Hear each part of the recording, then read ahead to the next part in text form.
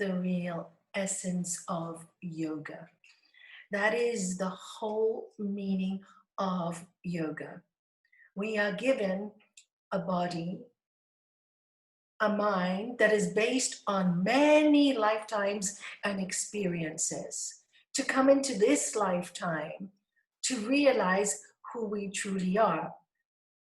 And yoga is that science that can help us to go within and free ourselves from the prison that the mind keeps putting us in, because the mind relates itself to all the actions and objects and sense objects of the outer world, when really, if we bring the mind inwards, we realize that we are the higher self and can progress in our spiritual world to connect with the divine source.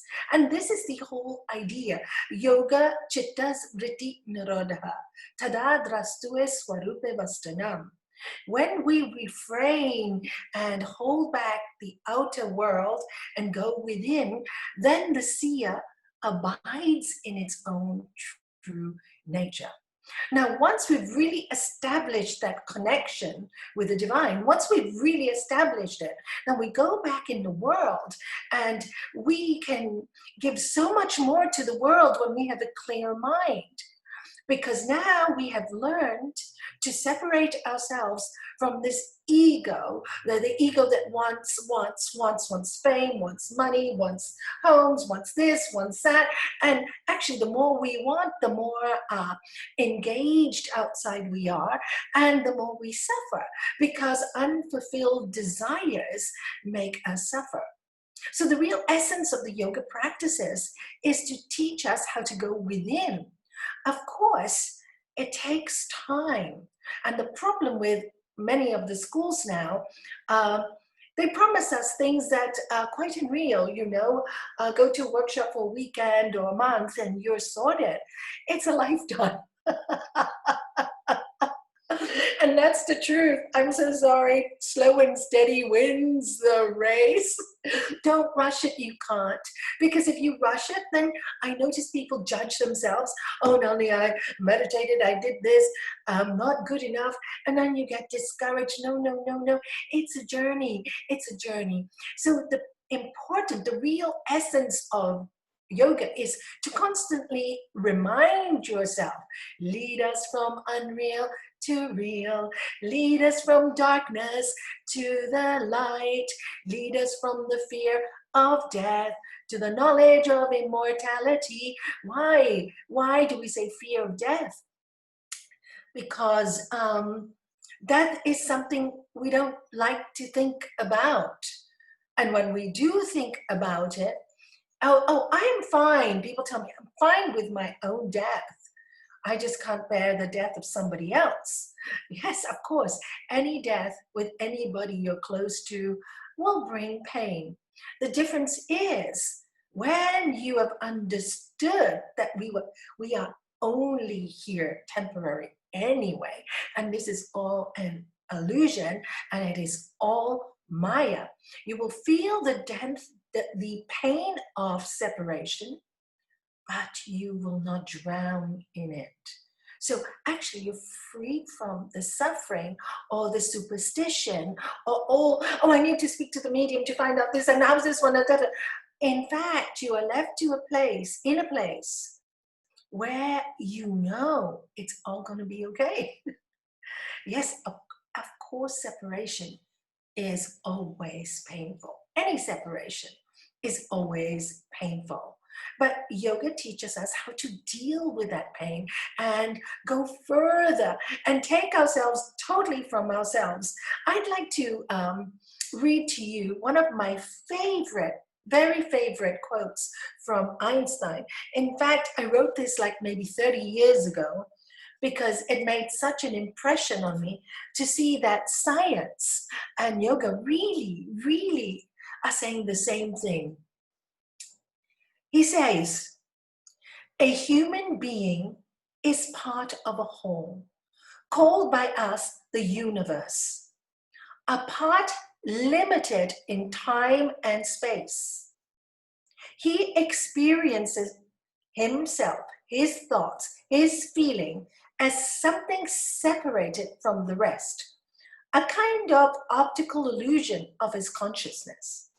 This delusion is a kind of prison for us, restricting us to our personal desires and to affection for only a few people around us. Our task must be to free ourselves from this prison by widening our circles of compassion, by widening the circles of compassion, to embrace all living creatures and the whole of nature and its beauty, and the whole of nature and its beauty. And this is the real essence of yoga. This is why we do, the 8 limbs of yoga: asana, pranayama, yama niyama, asana, pranayama, pratyahara, dharana, dhyana, and samadhi. Samadhi happens by itself. So we work on ourselves because it brings us within. It takes us to who we are. And by reflecting, what happens is we suddenly one day get up. So one day you'll get up and you will know, you will just know with all your heart and soul, I'm really not this body. I'm really not this mind. I'm immortal, but who is that immortal? What is that immortal? And the answer will not be one that you read about. The answer will not be one that you hear about. The answer will come from deep within your own soul. And then dawns the light of wisdom. It will come from you. This is why I keep repeating again and again and again. It's great to get help and it's wonderful. And we're here to celebrate so many incredible human beings in this world. Really, there are just so many incredible people on this earth. But at the same time, you mustn't forget your inner practice. Give it time. Give it time. In the beginning, the investment may be a lot of hours. But after a few years, you will find that investment will proliferate every second of every day. Then you find that you only need to practice a little of silent time, because the rest of the time, your inner world will already be silent and solid. You'll be as solid, as Gurudev said, as the rock of Gibraltar. So be solid, stay strong, stay firm, and then you can face the rest of the world. You see, we try, as soon as we start, face the rest of the world, tell them how much we know. We get very excited and I want to know, I want you to know. Yeah, but take your time doing that. Take your time expressing that. Take your time, take your time. The Upanishads tell us, what is the job of the householder? Anybody who keeps a home is a householder. Learn and teach. Learn and teach. Learn of that which is good and teach that which is good. Learn that which is true and teach that which is true. With honesty, integrity. Honor is very, very important. And always remember, for what does it benefit a man or woman to gain the whole world at the cost of his soul? Because ultimately, we're going to leave this whole world behind. So the essence, the real essence of yoga is in you. And all the work that we do is to discover that you, that higher self, that is connected with all the other higher selves. And that way, and as Einstein said, you find this in compassion. The Buddha speaks about compassion as one of the greatest practices, gratitude and compassion. Why compassion? Compassion is another word for empathy. When you progress, somebody else's pain becomes your pain. Somebody else's sorrow becomes your sorrow. But the difference is it becomes yours You feel them as your own, but at the same time, it's not an attachment. But you need to feel that compassion. You need to feel that connection to be able to serve, love, give, to be able to give your best. And the secret is, when you're done, you walk away and fill your heart with love for them and not carry the weight of the pain. Last night, I had my granddaughter's friend here staying with me. Her name is Alicia. And she's studying to be a nurse. She's studying to be a nurse. And she just was like, she's studying in Granada. And I was asking her what she enjoyed most about it. And she said, at the moment, I really, really enjoy palliative care. And I go, oh, that's really interesting. That's one of my favorite fields. If I had the time, it's probably something I would have gone into. But what do you, what is it that you love so much about palliative care? She said, you know, there's so much suffering going in the world, and the medical world today is just thinking the body, the body, the body, the body, and they pump all kinds of medications in them, and there's no time left, you know, in the last days of people's life to tell them that they're going to go, that they can have a nice death and a peaceful death. And this girl doesn't even study yoga.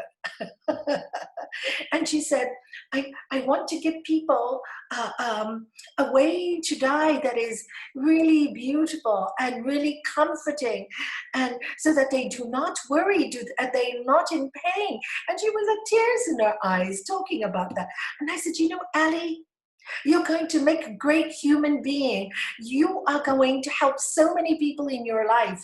I said, put all your energy into it, because this is a vocation. And if anybody tries to stop you, don't allow them. Because people will tell you, no, you have to be mechanical about it. And you have to be, no, you have to follow certain rules, break every single rule that doesn't have compassion in it. And that's, as yogis, that's what we need to maintain: our compassion, our empathy, our love, our generosity of spirit. And this is what, because our motto in the center, as you all know, is live to love, love to serve. And we can't do that unless we serve ourselves internally. The other thing Ali mentioned last night is that she said in the course that she was doing, many people, they were told, had burnout doing palliative care. She said, do you know what burnout is? I said, totally understand it. I know many people who have burnout. And so they said, you know why they have burnout? I said, no, tell me why. Because they give and give and give, and of course, there's nothing back in return. Either the person dies or some people die miserable. So they get, and sometimes they carry all the load on their shoulders. So after a while, they go home and they can't deal with it. And I said, exactly. This is, and I told her, when you come back next time, I'm going to teach you some techniques in meditation and letting go, because you have to let go. I said, because if you are so emotional, you see, this is where we have to be a little careful also in our compassion and empathy. We also have to know how to build ourselves to be very strong.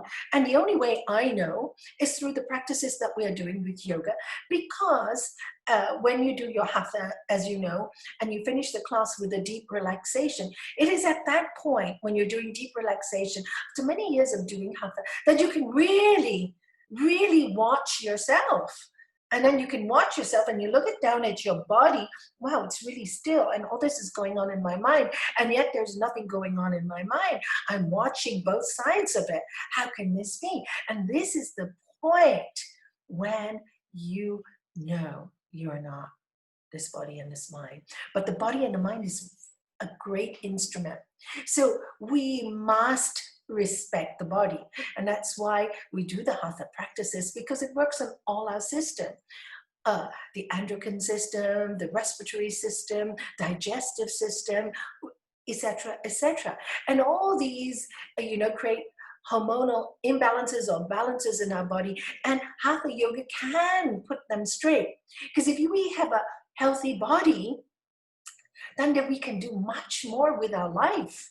Much more with our life. As we know, Sri Patanjali tells us very clearly what is one of the biggest problems: disease. Disease, and from disease comes dullness, doubt, carelessness, laziness, false perception, etc., slipping from ground gain, failure to reach firm ground, you know. Uh, so these are the things he tells us to watch out for. So the real essence of yoga is to really be awake. That's why all the greatest masters, Master Shivananda, what did he say? Be awake, aware, wake up, Paramahansa Yogananda. Wake up, don't you know your life is passing you by? Don't you know? And I don't know about you guys, but for me, these days are flying, one day into the other. It's almost like something's happened to time. We've come into some kind of speed up time warp. and there's so many people I know are telling me the same thing. Where the day's going? Get up at 6 or 5 and it's already 11 at night. There is something going on in our universe. And I think all these things have happened to wake us all up, to say, wake up, guys, we are spirit. So what do we do for the rest of our life then, as yogis, and all of you I see here, great yogis, great people, is basically give hope to our world, give hope to our world, give hope to ourselves, build ourselves up, give hope to yourself. Don't allow yourself to go down. And when you do go down, give it like 1 hour, 2 hours and say, that's enough, I'm done. Okay, I'm done. Close the door. As Master Shivananda said, you don't have the right to disturb the world. So once you have the tools, you know what to do. By sticking out to, I don't know what to do, means you don't have a strong enough will.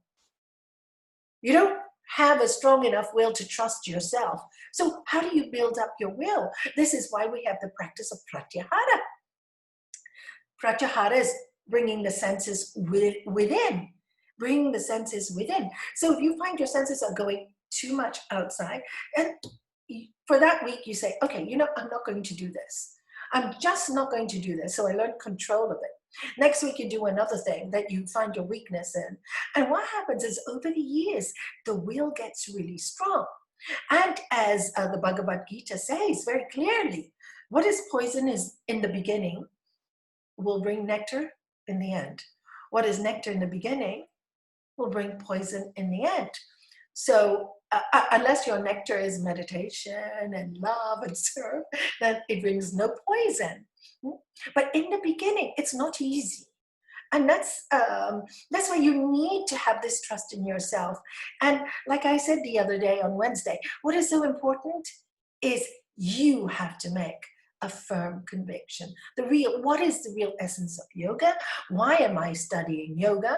Why am I here? Is it for the fame? Is it for the fortune? What is it for? Is it for the money? What is it for? For me, it's very simple. I went into yoga for one reason: peace. I wanted to know God. Done.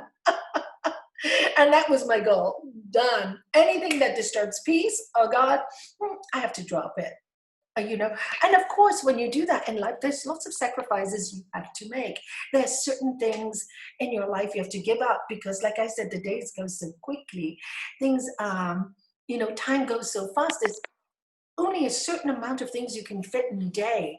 So some things have to go. Some things have to go. For example, I used to love to play the piano, but I was never brilliant. So, okay, forget about rehearsing, practicing 45 minutes every day. I'll rehearse that in my meditation time. I was never brilliant with some other things. So you give them up, but what was I good at? I don't even know. I was led to this path. And so you shall all be led to the path that you were born to live. You will just be led because that's the way it works. We are led. Isn't it great? We just have to follow these teachings, be patient, understand why you're doing it, understand why you're doing, what is your goal? What is your goal? And even the Upanishads tell us, when we understand that the Lord of love, no larger than a thumb, all our hearts, when we really understand that, the goal will become a reality. And when it becomes a reality, you feel quite free. You feel quite joyful. And that's one of the signs. You know, the signs are, you don't get like, oh, I'm suddenly enlightened. The signs are very subtle. You get up one morning and somebody will uh, um, kind of make fun of you, and you're not reacting. You're laughing. You're laughing. That's one of the signs. You start to feel much lighter in your body and mind. Another sign. You find that when you go in your car or you walk the streets, that you're actually, your thoughts are quite quiet and you're just looking at things. And then if you see something like somebody falls, your heart will just go straight to the person you walk. You won't even think. Those are the signs. You're very awake in the moment. And when you're very awake in a moment, you can't help but be connected to that divine self. You can't help it. There's a joy that comes naturally. It's not that you have to do it. In the beginning, like I said, I used to walk down the street and say, bless everyone. It was like I had to do the exercise or I had to do the mantra for years and years and years. Now something happens immediately. Shanti sends me an email and say, pray for this person. Already my mind is going, you know, doing my mantra or doing Om Trambagam, da, da, da. I can't even help it. I'm doing an email and the Om Trambagam is going. Because when you practice for so many years, this is what happens to your mind. And even though you're talking or writing, there's that inner prayer. And when you are in that connection, there's great peace. And reminder, totally, all the time, that really, you know, my time here is short. As I told the girls, you're very young. I mean, I have 5 of my grandchildren still here, sleeping at the moment.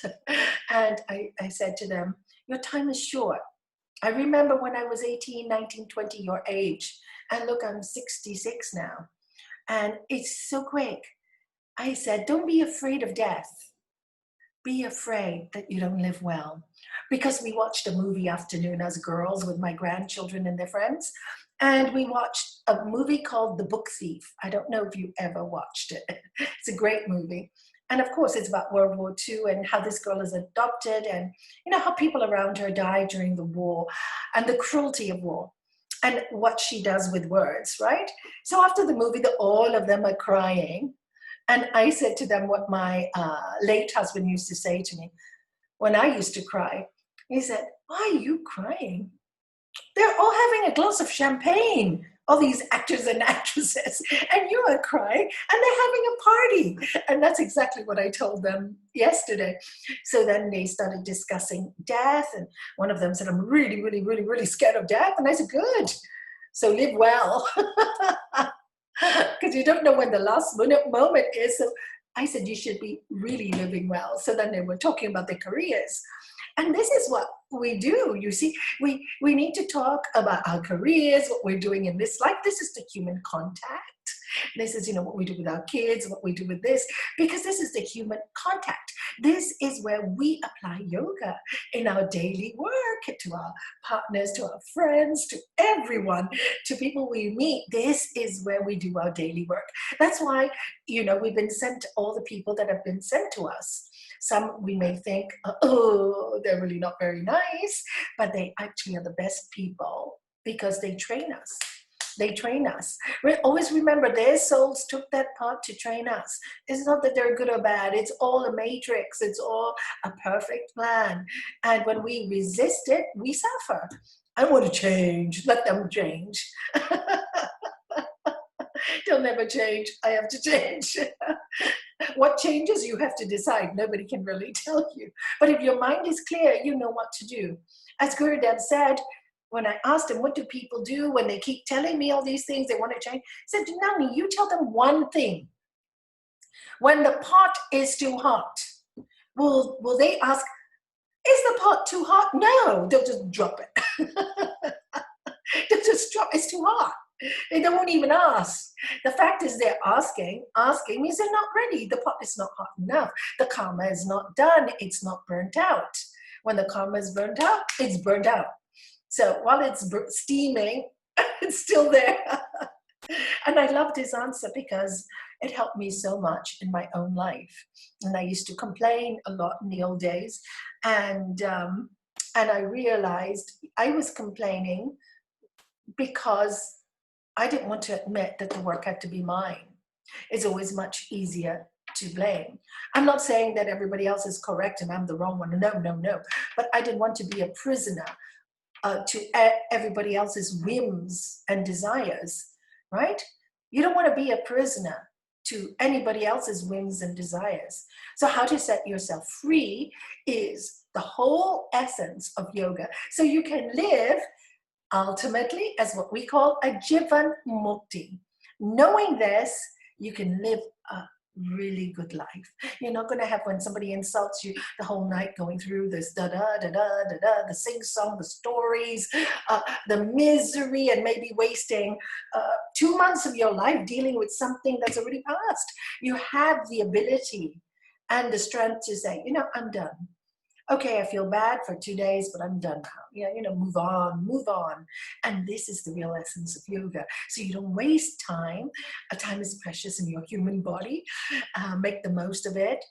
Communicate with the divine as much as you can. When you do, you realize that every person that is sent to you is already divine. They just don't know it, but they're divine.